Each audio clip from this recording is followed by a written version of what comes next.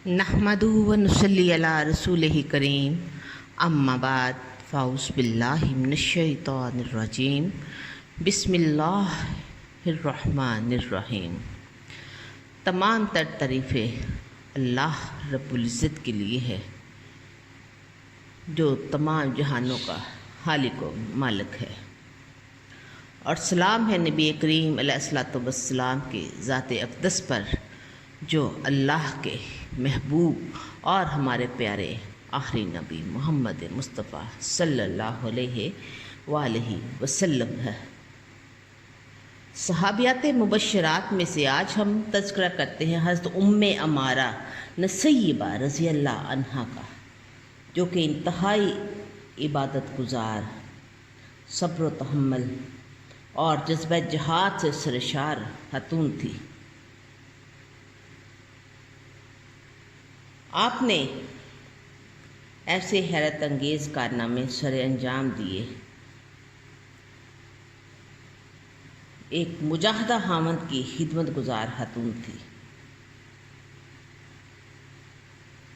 आपके भाई अब्दुल्ला बिन काब रज़ी अल्लाह अन्हु बदरी सहाबा में से है, जिनके दोनों बेटे शहीद हुए थे।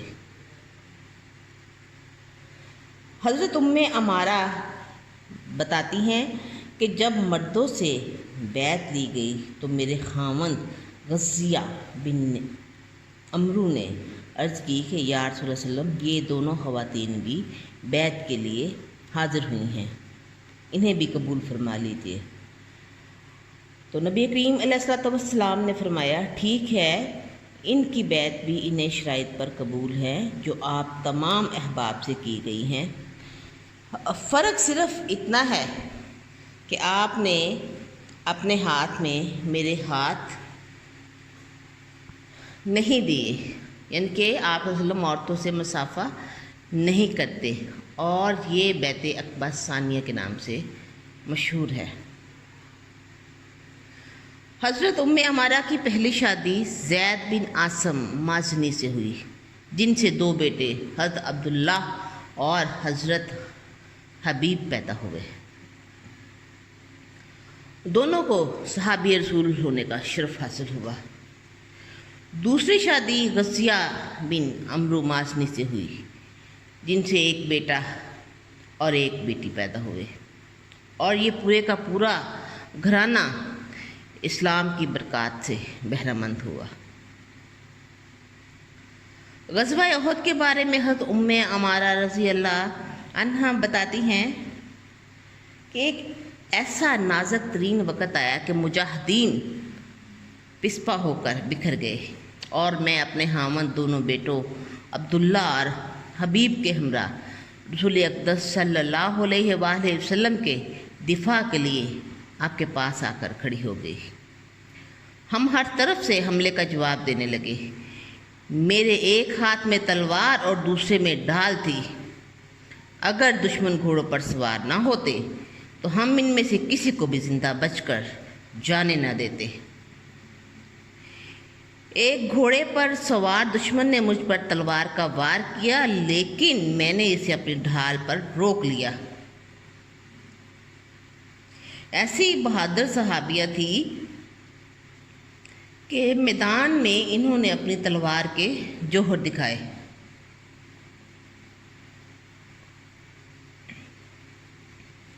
हज़रत उम्मे अमारा रज़ी अल्लाह अन्हा के बेटे हज़रत अब्दुल्ला बिन ज़ैद रज़ी अल्लाह अन्हु फरमाते हैं कि जब वो ग़ज़वा उहद में शरीक थे तो दुश्मन हर तरफ से हमला कर रहे थे। मुजाहिदीन बिखर गए थे, और मैं अपनी वालिदा के हमरा रसूल अक़दस सल्लल्लाहु अलैहि वसल्लम के करीब हुआ, जिनके पहले हज़रत उम्मे अमारा ने बयान की है। फिर उनके बेटे ये बयान फरमाते हैं कि जब बिखर गए और हम रसूल अक़दस सल्लल्लाहु अलैहि वसल्लम की ज़ात की हिफाजत के लिए उनके पास दुश्मनों से लड़ते रहे, उनके वार को रोकते रहे, तो नबी पाक सल्लल्लाहु अलैहि वसल्लम ने आवाज़ दी मुझे, तो मैंने कहा लब्बैक कहा, और फरमाया दुश्मन पर वार कर। मैंने सामने घोड़े पर सवार एक मुश्रिक पर पत्थर फेंका जो सीधा उसके घोड़े की आंख पर जा लगा। جس وجہ سے گھوڑا اپنے سوار سمیت کلابازیاں کھاتا ہوا زمین پر گر گیا، اور پھر میں نے ایک اور پتھر مارا جس سے وہ واصل جہنم ہو گیا۔ اور یہ منظر دیکھ کر رسول کریم علیہ الصلوۃ والسلام کے چہرہ مبارک پر خوشگوار تاثرات نمایاں ہوئے، اور ساتھ ہی آپ نے جب یہ دیکھا کہ میری والدہ ام عمارہ کے کندھے سے خون بہہ رہا ہے، آپ نے فرمایا اپنی والدہ کے کندھے پر مرہم پٹی کرو، اور ساتھ ہی یہ ارشاد فرمایا تمہارا خاندان بڑا عظیم ہے، اللہ تم پر اپنی رحمت کی برکھا برسائے۔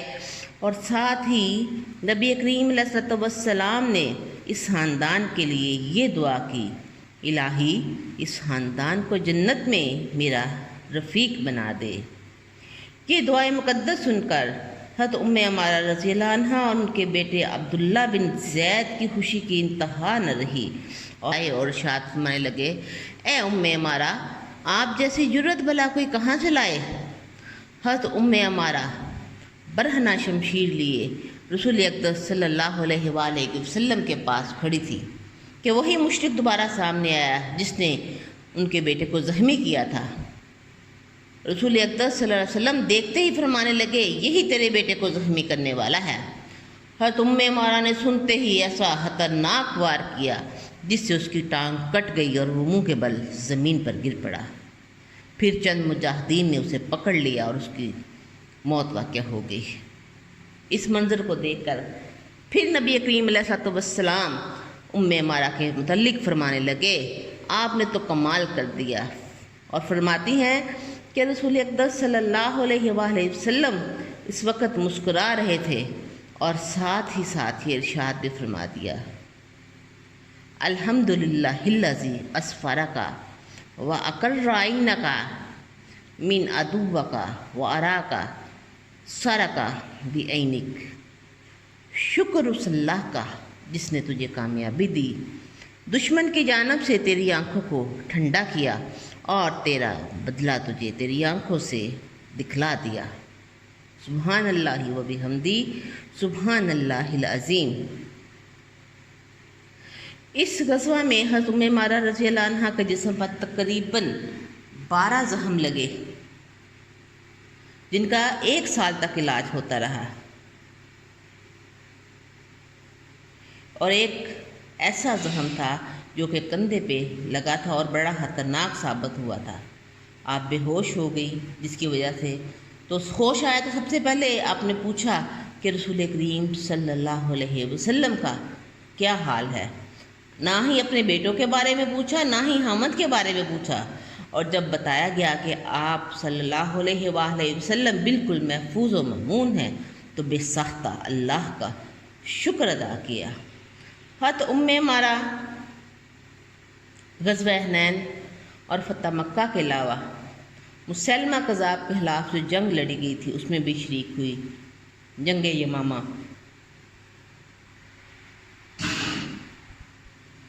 اس جنگ میں لڑائی کے دوران ان کا ہاتھ کٹ گیا اور جسم پر 11 زخم لگے، اور ان کا بیٹا حبیب بن زید انصاری بھی اسی جنگ میں شہید ہوا۔ دوسرا بیٹا عبداللہ بن زبیر معرکہ حرہ میں شہید ہوا۔